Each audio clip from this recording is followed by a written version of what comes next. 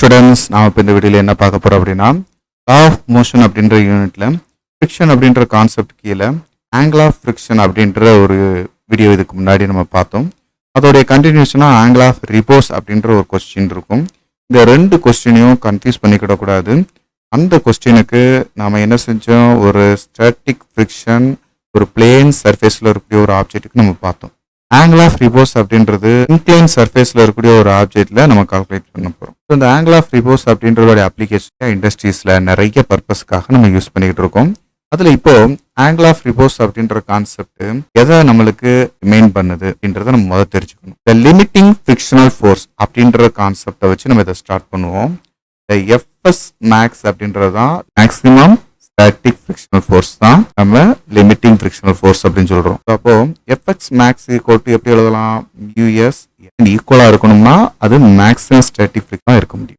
Consider the inclined surface. ஒரு incline surface எடுத்துக்கிடுவோம். Incline surface அப்படின்னாலே அது எவ்வளோ ஆங்கிள் இன்க்ளைண்டா இருக்குன்றது ரொம்ப முக்கியமானது. சரிப்பா? ஸோ அந்த இன்க்ளைன் சர்ஃபேஸில் எம் மாஸ் இருக்கக்கூடிய ஒரு ஆப்ஜெக்ட் எடுத்துக்கிடுவோம். அந்த எம் மாஸ் அப்படின்றது டவுன்வர்ட் டைரக்ஷனில் ஆக்ட் பண்ணக்கூடிய அதோட வெயிட் எம்ஜி. இன்க்ளைன் சர்ஃபேஸ் கொடுக்கக்கூடிய நார்மல் ஃபோர்ஸ் அப்படின்றது என். இந்த ரியாக்ஷனரி ஃபோர்ஸ் அப்படின்னு கூட சொல்லலாம். இந்த ஆர்னு கூட டினோட் பண்ணியிருப்பாங்க இந்த புக்கில். சரிங்களாப்பா? ஸோ அப்போ இந்த எம் மாஸ்க்கு அந்த நார்மலுக்கு அப்படியே ஆப்போசிட் டைரக்ஷனில் என்ன ஃபோர்ஸ் இருக்கும் அப்படின்னு கேட்டோம்னா, தீட்டா வச்சு இந்த வெயிட்டை ரிசால்வ் பண்ணும்போது இந்த அட்ஜசன்ட் சைடை எம்ஜி காஸ் தீட்டா அப்படின்னும், இந்த தீட்டாவுக்கு அப்படியே ஆப்போசிட் சைடை எம்ஜி சைன் தீட்டானும் நம்ம எடுத்திருப்போம். ஸோ இதை ரிசால்வ் பண்ணுறதை பற்றி நம்மளுக்கு ஏற்கனவே இந்த ஃப்ரிக்ஷனை நம்ம படிக்கிறதுக்கு முன்னாடியே நம்ம பார்த்துட்டோம். ஃப்ரீ பாடி டயக்ராம்லாம் நம்ம பார்த்தாச்சு. அதாவது இது ஒரு இக்லிபிரியமாக ஸ்டாட்டிக்காக இருக்கக்கூடிய இந்த பொசிஷன் அப்படின்றதுனால இந்த ஃபோர்ஸ் எல்லாமே டைரெக்டாகவே நம்ம எழுதிடும். என் அப்படின்ற ரியாக்ஷனரி ஃபோர்ஸ் எதுக்கு ஈக்குவலாக இருக்குது, எம்ஜி காஸ் தீட்டாவுக்கு ஈக்குவலாக இருக்குது. ஈக்குவேஷன் 1. அடுத்து இந்த எஃப்எஸ் மேக்ஸ் அப்படின்ற இந்த வேல்யூ எதுக்கு ஈக்குவலாக இருக்குன்னு பாருங்கள், எம்ஜி சைன் தீட்டாவுக்கு ஈக்குவலாக இருக்கும். ஃபார்முலாவில் 2 சப்ஸ்டிட் பண்ணுங்க பார்ப்போம்.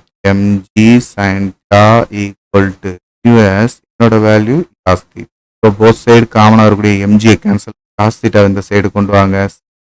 By cos theta equal to mu s. Sine theta by cos தீட்டான்றது வேற ஒன்றும் இல்லை, tan theta. Tan theta equal to mu s அப்படின்றது தான் இந்த இடத்துல ஆங்கிள் ஆஃப் ரிப்போஸ்க்கான ஃபார்முலா ஆகும். ஸோ இந்த ஃபார்முலா இதுக்கு முன்னாடி எங்கே பார்த்தோம், ஆங்கிள் ஆஃப் ஃப்ரிக்ஷனுக்கு பார்த்தோம் இல்லையா? ஸோ ஆங்கிள் ஆஃப் த ஃப்ரிக்ஷனும் இதே மாதிரி தான் டான் தீட்டா ஈக்குவல் இதே வேல்யூ தான் இங்கேயே வந்திருக்கு. அதனால தான் angle of the repose is the same as angle of friction சொல்கிறோம். ஈஸியான கொஸ்டினாக தான் இது கேட்பாங்க. அது ரொம்ப முக்கியமான கொஸ்டினும் கூட. ஸோ இந்த தீட்டான்ற ஆங்கிள் நம்ம இன்க்ளைன் சர்ஃபேஸ்க்கு பார்க்குறோன்றது தெரிஞ்சுக்கணும். இதேமாரி நெக்ஸ்ட் ஒரு வீடியோவில் பார்க்கலாம். தேங்க்யூ. இந்த வீடியோ உங்கள் எல்லாருக்கும் பயனுள்ளதாக இருக்கும்னு நான் நம்புகிறேன். உங்களுக்கு இது ரொம்ப ஈஸியாக இருந்துச்சு அப்படின்னா மறக்காமல் லைக் பண்ணுங்கள்.